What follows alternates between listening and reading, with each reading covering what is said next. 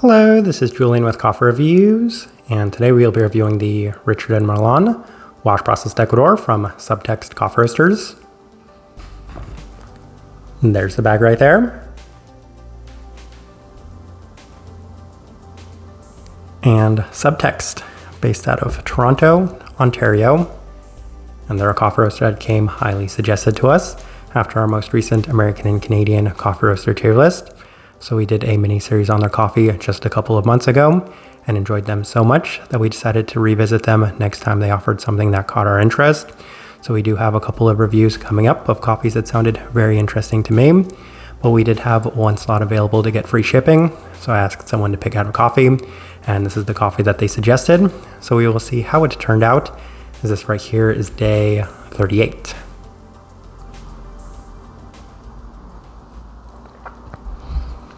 And recipe we went with for this coffee was Subtext's recipe, which is a 16.25 to 1 water to coffee ratio, brewed at 97 degrees Celsius, 207 degrees Fahrenheit.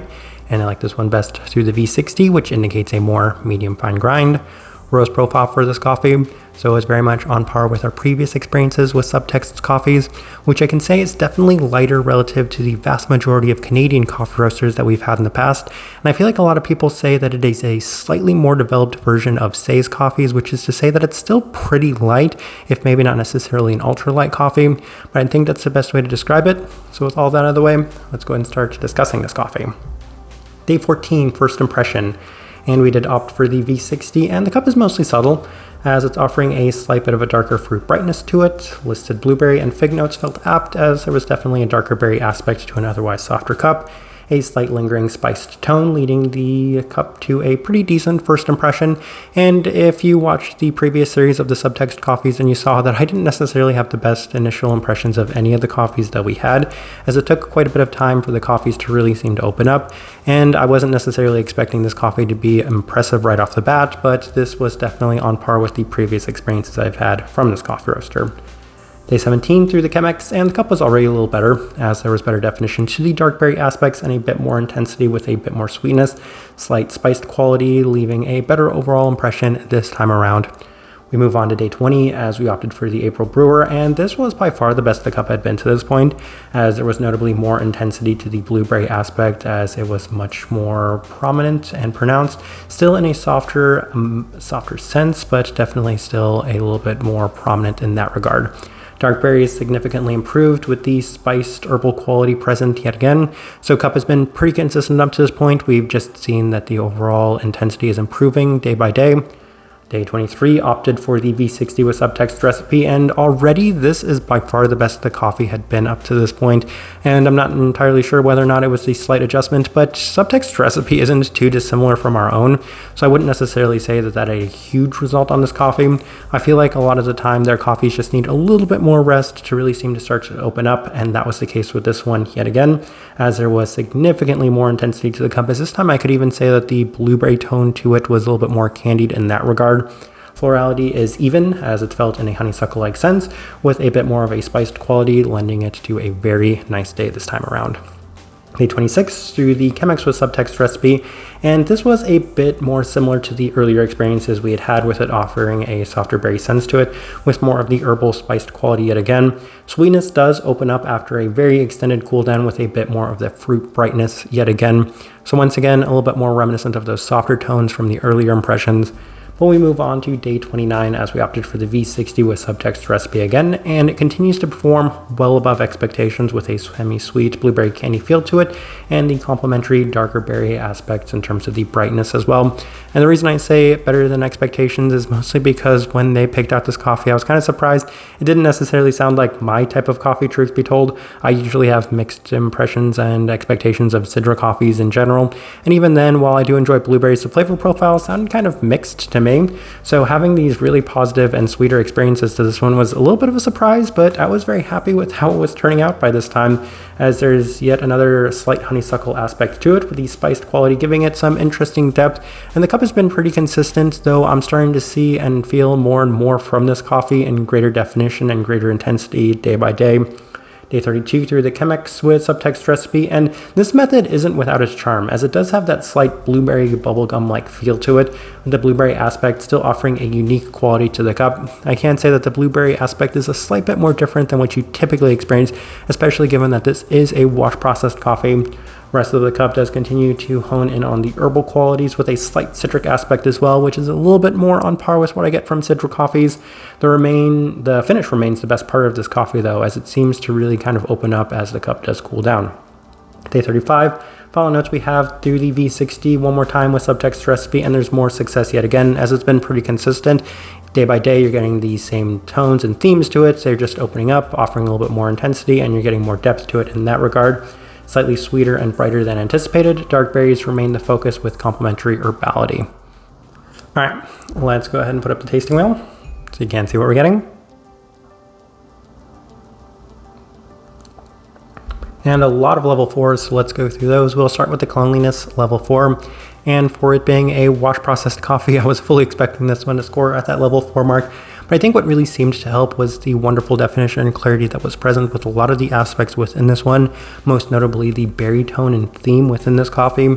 So for that reason, it's not surprising in any regard, though I was very happy with the overall cleanliness on this one. Finish, level 4. As I kind of attested to, that is probably one of the best parts of this coffee, and it's because it does come in a slightly more sweet sense, especially relative to a lot of the expectations. And while it does have an interesting spiced herbal quality to it in the finish, I think it gives this one an interesting sort of bubblegum, sort of soda-like feel to it, given that the cup in general is a slight bit more sugary. So I'm very happy with the finish in that sense. Sweetness, level 4. And while it does primarily come in terms of the fruit sweetness, I appreciate the fact that it feels a slight bit more of a candied fruit sweetness, which is something that I definitely wasn't expecting going into this coffee, but was very happy with the way that that turned out. Acidity, level 4. And I'm going to be completely honest, I can't quite recall if the previous set of Subtext coffees we reviewed also seemed to offer a fair bit of brightness, but I do recall that the coffees that we have coming up all seemed to offer a fair bit of the brighter aspects to them. And this one definitely seemed to have that once again in that fruit sense. So that's kind of interesting. And I think it came in a number of different ways, a little bit of that blueberry-like aspect, and in addition to that, a slight bit of a citric-like tone to it as well. But even then, it did seem to offer a fair bit more of it than initially expected. Florality, level 4. And I feel like that might have been lost in a lot of the other aspects we discussed within this coffee, mostly because of just how prominent and pronounced either the spiced herbal qualities were, or most prominently the blueberry-like tone was within this coffee. But at times, as I mentioned, I think it was a little bit more defined in terms of that honeysuckle-like sense, but I think that that came as a much more secondary component to what was an otherwise more fruit-forward coffee. Then we have a couple of level 3s. We'll start with the spice level 3. I mentioned that there's that spiced herbal quality, and it was prominent enough and pronounced enough to score that level 3 mark. And that's something that I oftentimes experience a fair bit with Sidra coffees, as it can be that little bit of a eucalyptus or mint-like component within it. And that was definitely somewhat pronounced and present within the entirety of this coffee, even from the onset. Citrus fruit level 4. That's something that actually grew with time, as I would say that there was a slight bit more definition to that citric quality as the coffee continued to just open up. So that was something that wasn't necessarily overly pronounced in the earlier days, but was justified at level 3 by the end. And then the final thing actually worth discussing is going to be the body at a level 3. And this one right here had a fair bit of texture, and I guess that's probably on par with what I was expecting from this coffee. Honestly, when it came to the body, I think it was an afterthought to a, well, we'll say pretty intense flavor profile that was present within it. So since that right there was something that may have been overlooked, it's not something I even necessarily thought of or discussed, but it definitely had a little bit more of a medium body texture to it. I think that that's the last thing we're discussing, and I do think that this tasting wheel is a pretty good representation of what I was getting from this coffee. All right, so my overall thoughts and impressions of this coffee. Well, luckily for me, this coffee was right on trend with the previous 3 coffees that we'd reviewed from Subtext, which is to say that the first handful of cups that I'd had from it were just okay. And then from that point, it really seemed to improve significantly. But in addition to that, it exceeded my expectations by a fair bit, as I didn't necessarily expect to be a huge fan of this coffee. And I'm not necessarily saying that this is going to be one of my favorite coffees from the entire year. But given what this coffee is, it far exceeded what I was hoping and expecting from it. So credits to Subtext once again, as I found this to be a very enjoyable Ecuadorian coffee, especially for it being a Sidra coffee. type of person I would suggest this coffee to. If you do enjoy your clean, wash processed coffees, that's the first place I want to start. A lighter profile with plenty of brightness, that's the next place I want to go. But the thing that seems to set it apart is that interesting blueberry-like tone to it, as it comes in a much more sweeter sense, especially for it being a wash processed coffee. That gave this coffee a little bit of uniqueness relative to a lot of its contemporaries.